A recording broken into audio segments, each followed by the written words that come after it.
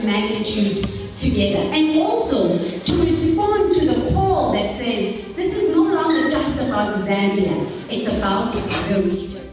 This conference was elevated to a regional health conference.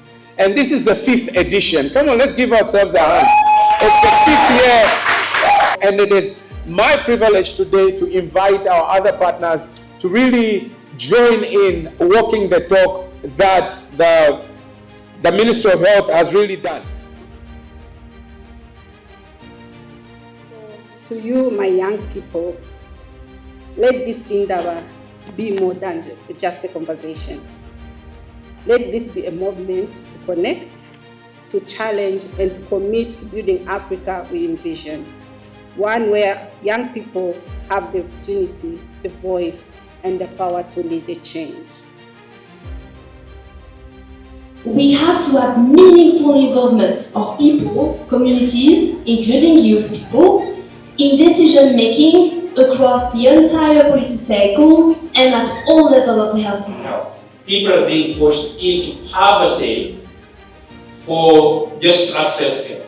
You get sick, you don't have money, you don't have a job, you're in a rural area, you have nothing to sell, there's no crop to sell, you only have one cow, one goat, and you sell, that's the only asset you have. There's enough money here to help people who are struggling, people who are not privileged, people who live in marginalized communities, have most basic, at least the most basic care.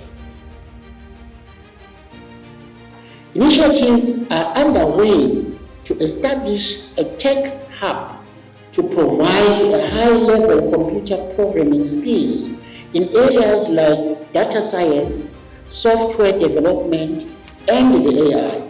This is critical for preparing the youth for the global digital economy.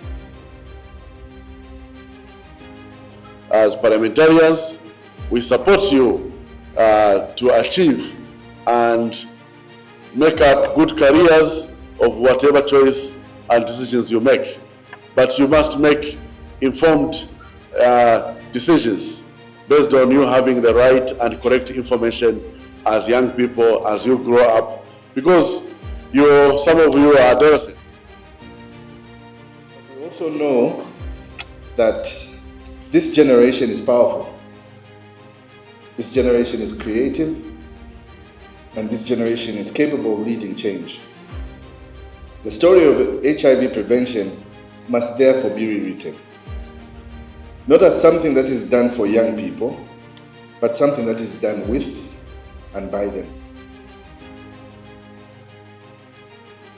We had a conversation about the Global Fund, how it is developing governments, and how we as young people can help the civil society and also the government to come up with projects and to come up with programs that are tailor-made specifically for that. This is a call for action that each and every one of us should be able to actually take a bold step and come forward in contributing to realizing our dreams as young people. So to say, as AMRO of North Africa, we are committed to the plight of young people, and I think one expectation was that these pictures should be done across the region, right? Solutions so as to face the practical problems that we're facing in terms of employment creation, innovation, and access to health. And as such, we should actively participate in the solutions that we are educators. We've educated them on how to counsel their peers and also how to give IEC on the use of family planning, and we've come up with spaces in all the facilities where these peer educators can access all the services that they want at any time. Ministry of Health should change their attitudes.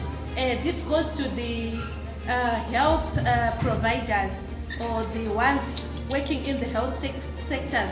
When working with young people and adolescents, they are giving us attitudes. When you go there to access maybe one condoms, they are seeing me they are seeing my disability. They are not seeing a person like me. So they have to change their attitudes and accept young people. We are sexually active. It's not a crime. It was created like that. So don't judge us.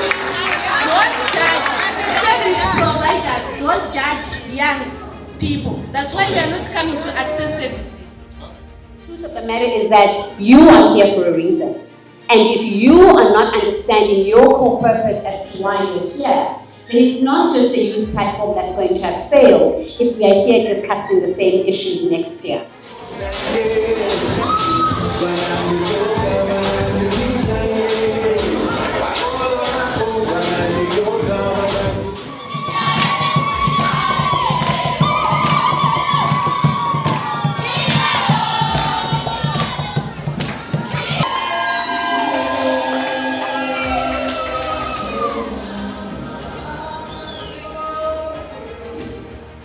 Young people of Eastern and Southern Africa call on governments and partners to act on the following in order to address the health and development needs of young people. The first is ministries responsible for health and stakeholders must prioritize investments in primary healthcare systems, including human resources, commodities, infrastructure, and equipment. Governments and stakeholders must increase funding for adolescent health programs, including HIV prevention and treatment services, mental health services which include counseling, therapy, and referral systems that are youth-friendly and accessible. We are a growing organization and we keep learning. Of course, we keep priding ourselves. We pride ourselves as the largest adolescent and youth network in Zambia, and I'm very sure we will be the fastest growing adolescent and youth network on the continent very soon. With all the support that we are getting, the young people that are willing to buy into this vision, buy into the agenda of us uniting the youth voice. Our aim is to ensure that for next year, we see more and more countries coming on board. Talking about lessons, one thing we have learned is that so many young people from different countries that are willing, committed, and able to support themselves in part of this conversation. So, we're not going to limit them.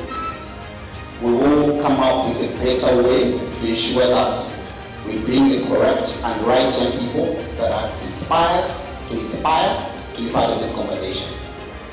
So we've heard your recommendations and we'll be addressing most of those.